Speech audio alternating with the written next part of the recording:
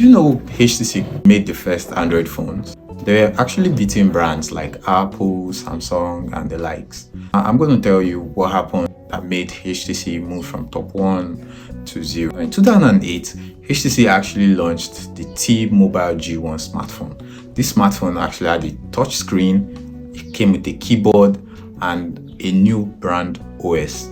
At this point, Apple had only released one iPhone, and Android was still a mystery. Now in 2010, HTC was on hit. They released smartphones back to back, and there we had the HTC Hero, the HTC One, and the HTC Desire. They were all selling in the market back to back. HTC focused on premium designs, and they were seen as the Android equivalent to Apple. In 2011, HTC was the top 1 smartphone brand in the US. They had the largest market share over Apple and Samsung, and globally, they were like the top 5 phone brands in the world. But just a year later, HTC started to fall apart. First, Samsung exploded.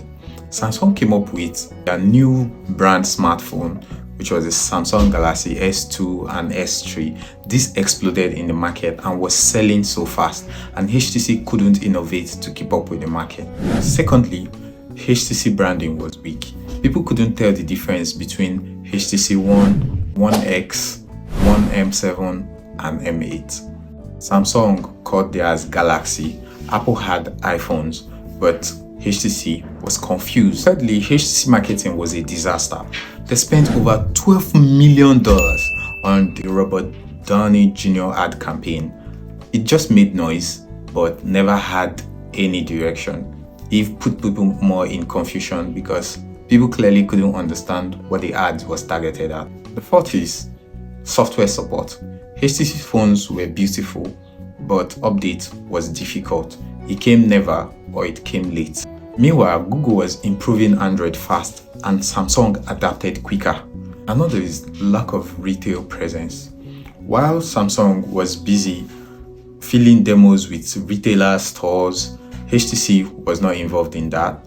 They had no retail presence or collaboration with carriers and retailers, and this affected its marketing. Meanwhile, Chinese competitors like Huawei and Xiaomi entered the market. They offered good phones at lower prices, and HTC couldn't compete with the specifications, the price, and the market. From 2012 to 2017, HTC market share collapsed. Their stock price fell over 90%. In 2017, based on how the crisis was surging,